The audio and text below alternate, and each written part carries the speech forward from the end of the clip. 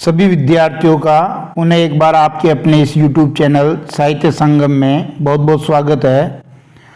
आज हम देखने वाले हैं आरो बाग 2 जो हिंदी निवारी की पुस्तक है उसका गद्य खंड और 2 चैप्टर के हम प्रश्न और उत्तर देखेंगे जो आपके सेकंड टेस्ट 2023-24 के हिसाब से बहुत ही महत्वपूर्ण है।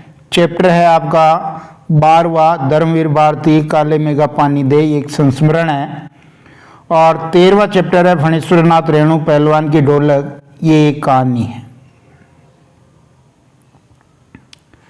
सबसे पहले हम एक पंक्ति में उत्तर 2 प्रश्न देख लेते हैं धर्मवीर भारती के काले मेघा पानी दे संस्मरण से। पहला प्रश्न है, काले मेघा पानी दे पाठ किस विधा में लिखा गया है? संस्मरण विधा में लिखा गया। कभी कभी इसके रचनाकार भी पूछ लेते हैं तो धर्मवीर भारती। धर्मयुग पत्रिका का संपादन किसने किया? धर्मवीर भारती ने। बहुत ही फेमस पत्रिका थी ये। धर्मवीर भारती के कोई 2 काव्य संग्रहों के नाम लिखे, या मैंने आपके 4 काव्य संग्रहों के नाम लिखे हैं, कोई 2 याद कर लें। ठंडा लोहा, कनुप्रिया, 7 गीतवर, संध्यायुग।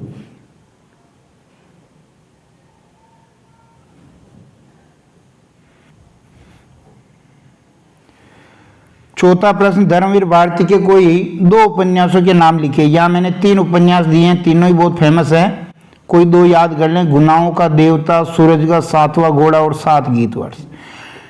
5वां प्रश्न है, ठेले पर हिमालय, एक बहुत ही प्रसिद्ध हिंदी साहित्य का निबंध है, ये किसका है? ये धर्मवीर भारती का है। एक कहानी भी इनकी बहुत फेमस है, बंद गली का आखिरी मकान। आगे देखिए, 6ठा प्रश्न है, काले मेघा पानी दे पाठ में किसका चित्रण है? तो लोक प्रचलित विश्वास और विज्ञान के द्वंद्व का चित्रण है। आपको पता है कि लोक प्रचलित विश्वास का तो प्रतिनिधित्व कर रही है लेखक की जीजी, और विज्ञान के द्वंद्व का प्रतिनिधित्व कर रहा है स्वयं लेखक, जो वैज्ञानिक दृष्टिकोण रखता है विज्ञान का, ये विद्यार्थी है। और 7वां प्रश्न है कि काले मेघा पानी दे पाठ के अनुसार लेखक किस सभा का उपमंत्री था? कुमार सुधार सभा, ये इसका उपमंत्री था।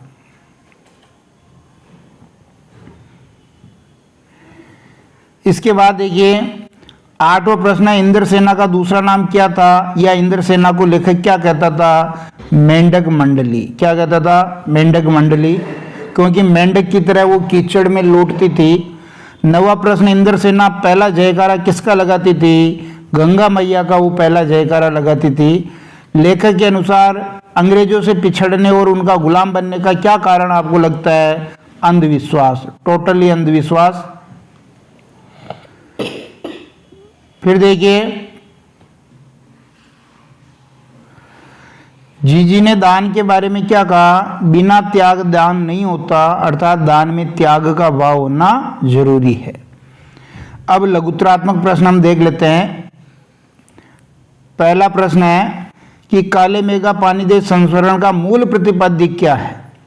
तो काले मेघा पानी दे संस्मरण में लोक प्रचलित विश्वास और विज्ञान के द्वंद्व का चित्रण किया गया है।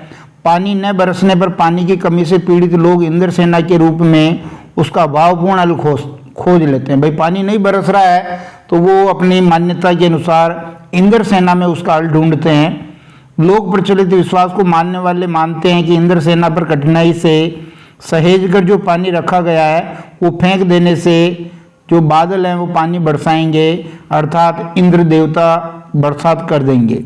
लेखक अपने वैज्ञानिक दृष्टिकोण के कारण इस विश्वास को पाखंड समझता है। लेखक जानता है, चूंकि वो विज्ञान का विद्यार्थी है, इसलिए वो जानता है कि ये केवल और केवल पाखंड है। इस संस्मरण का उद्देश्य लोक प्रचलित मान्यताओं, विश्वासों और वैज्ञानिक दृष्टिकोण के बीच सामंजस्य बनाना है।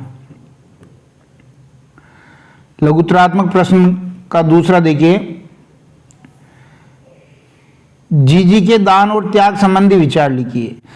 जीजी ने लेखक को समझाते हुए कहा, बिल्कुल जब दोनों के बीच बहस होने लगी, जीजी और लेखक के बीच, लेखक ने कहा कि जो पानी जो बहुत मुश्किल से जो संजो करके रखा गया है उसको ऐसे बेकार फेंकना ठीक नहीं है।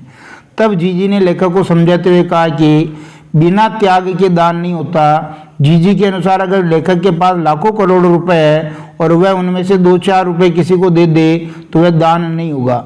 बिना त्याग या कष्ट के दिया गया धन दान नहीं कहलाता।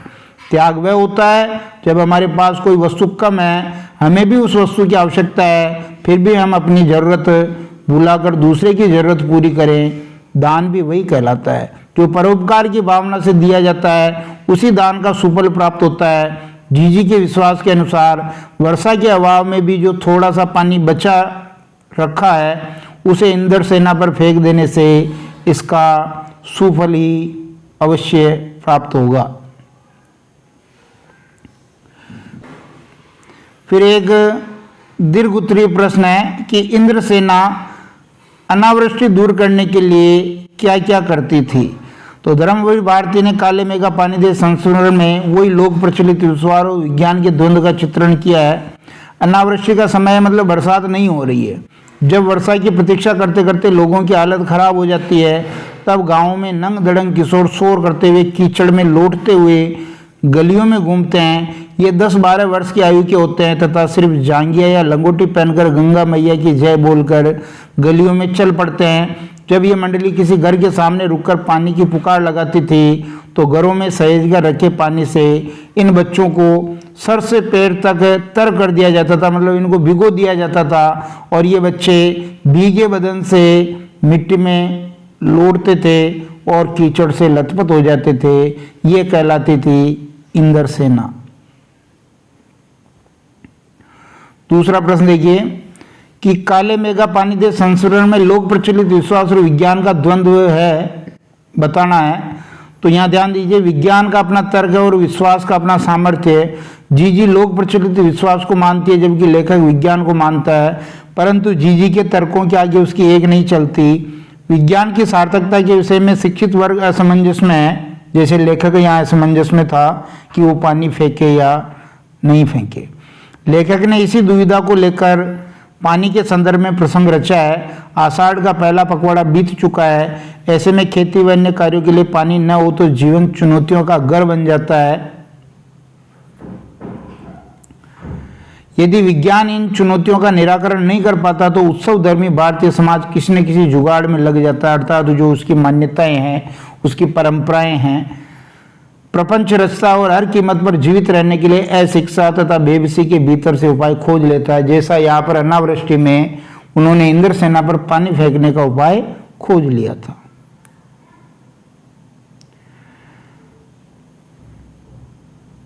अगला पाठ देखिए अपना 13वां फणीश्वर नाथ रेणु पहलवान की ढोलक कहानी।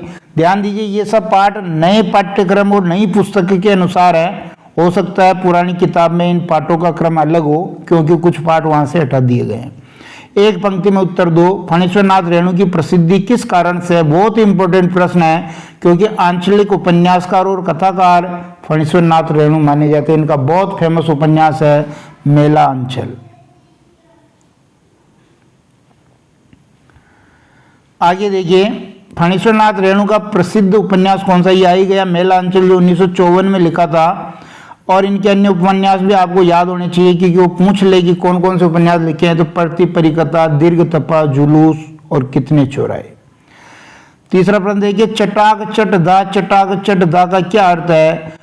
ये ढोल की आवाज है जो लुट्टन पहलवान को कह रही है, आदेश दे रही है कि उठाकर पटक दे, अर्थात जो प्रतिद्वंदी है उसको उठा करके वो पटक दे।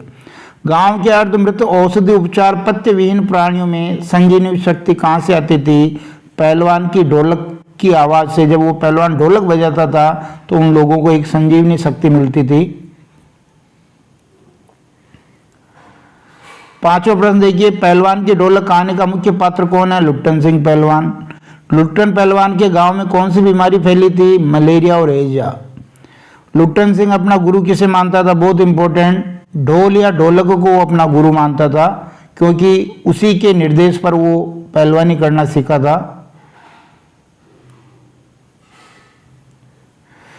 लुट्टन सिंह को पाल पोस कर किसने बड़ा किया था। तो उसकी विधवा सास ने उसको बड़ा किया था। पहलवान की ढोलक कहानी के अनुसार मेले का आयोजन किस जगह हुआ। श्यामनगर में मेले का आयोजन हुआ।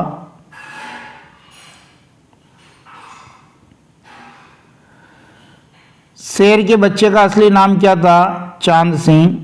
और राजा साहब की मृत्यु के बाद नए राजकुमार के आते ही दंगल का स्थान किसने ले लिया? घोड़ों की रेस ने। ये पाठ ये भी बताता है कि जो लोग अपनी कलाएं हैं और जो कलाकार हैं वो नए नए साधन आने से वो समाप्त होते जा रहे हैं, उनका संरक्षण भी करना जरूरी है। यहां से लघुत्तरात्मक प्रश्न हम देखेंगे, जिसमें पहला प्रश्न है कि अकस्मात गांव पर क्या वज्रपात हुआ या फिर महामारी फैलने के बाद गांव के लोगों की स्थिति कैसी हो गई थी? अकस्मात गांव पर यह वज्रपात हुआ कि पहले अनावृष्टि, फिर अन्न की कमी और तब मलेरिया और हैजे ने मिलकर गांव को भूनना शुरू कर दिया। देखो, जल जाता है वो एक ही बार में जल जाता है, कि भूनना यानी रह रह करके उनको जो है, जैसे हम कच्चे आलू भूनते हैं, ऐसे वो गांव में ये सारी चीजें लोगों को भून रही थी। गांव प्राय सुना हो चला था, घर के घर खाली पड़ गए थे क्योंकि लोग मर रहे थे। रोज 2-3 लाशें उठने लगी, लोगों में खलबली मची हुई थी। दिन में तो कलरव, हाहाकार तथा हृदय विदारक यानी हृदय फट जाए ऐसा रुदन। इसके बावजूद भी लोगों के चेहरे पर कुछ प्रभा का मतलब चमक दृष्टिगोचर होती थी। शायद सूर्य के प्रकाश में सूर्योदय होते ही लोग कांखते कूकते कराते अपने अपने घरों से बाहर निकलकर अपने पड़ोसियों और आत्मीयों को ढाढ़स देते थे और ये भी पता करते थे कि आज रात में कौन मरा है। लुट्टन सिंह अपना गुरु किसे मानता था और क्यों? लुट्टन सिंह जब पहली बार पहलवानी करने दंगल में जाता है तो एकमात्र ढोल की आवाज होती है जो उसे अपना साहस बढ़ाती नजर आती है। ढोल के अर्थात में वह एक निर्देश सुनता है कि अपने प्रतिद्वंदी को चटाक चटदा यानी उठाकर पटक दे, जो उसे अगला दाव खेलने के लिए प्रेरित करती है। यही कारण है कि लुट्टन पहलवान ढोल को अपना गुरु मानता है।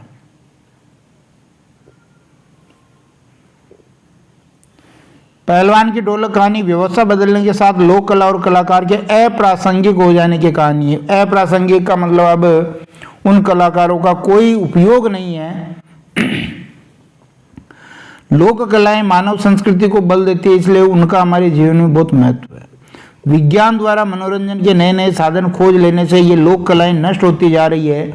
जैसे इस पाठ में पहलवानी का स्थान जो दंगल था उसका स्थान घोड़ों की रेस द्वारा ले लेने से लुट्टन पहलवान और उसके परिवार की दयनीय स्थिति हो गई। हमें इन लोक कलाओं और कलाकारों का संरक्षण करना चाहिए। इसके बाद देखिए दीर्घ उत्तरीय प्रश्न है ये, जिसमें पहला प्रश्न है लुट्टन सिंह के चरित्र की 4 विशेषताएं लिखिए। तो पहली विशेषता, वो आकर्षक व्यक्तित्व का धनी था, निडर और साहसी था, भाग्यहीन था क्योंकि बचपन में ही माता पिता गुजर चुके थे और बाद में उसकी जो दंगल पहलवानी को ये राजा के दरबार से भी वो निकाल दिया गया था। तो ये सब बातें हम लिख सकते हैं। और चौथी विशेषता है कि वो संवेदनशील भी था क्योंकि गांव वालों का वो दर्द समझता था। और अगला प्रश्न देखिए, ढोलक की थाप मृत गांव में किस प्रकार संजीवनी बरती थी? इस पाठ के आधार पर लिखना है। तो संजीवनी शब्द का अर्थ है मृत प्राय व्यक्ति में पुनः जीने की ललक जग जाना। ढोल से लुट्टन सिंह पहलवान का गहरा रिश्ता था। ढोल की आवाज उसे संघर्ष करने और जीने की प्रेरणा देती थी। जब गांव पर अचानक संकट आ गया, सूखे के कारण अन्न की कमी हो गई, फिर मलेरिया हैजा फैल गया, खाली हो गए गांव, लाशें उठने लगी, एक दूसरे को ढाढ़स बंधाते, लोग चुप रहने लग गए और जब सुबह उठते तो यही देखते कि किस घर में की मृत्यु हुई या नहीं। तो रात में जो पहलवान लुट्टन सिंह है वो ढोल बजाता था और गांव के जो लोग अर्धमृत, औषधि और उपचार रहित बिल्कुल निढाल हो चुके हैं, उनमें वो जीने की शक्ति बढ़ने का काम करता था, संजीवनी शक्ति बढ़ने का काम करता था। और जो मरणासन लोग हैं वो उस ढोल की आवाज़ सुन करके उनमें हिम्मत आ जाती थी। इसी प्रकार ये पाठ ये भी बताता है कि विपरीत परिस्थितियों में आदमी को हिम्मत नहीं हारनी चाहिए। इस प्रकार का ये उत्तर आप लिखेंगे तो निश्चित ही आपको सेकंड टेस्ट में बहुत ही फायदा मिलेगा। धन्यवाद।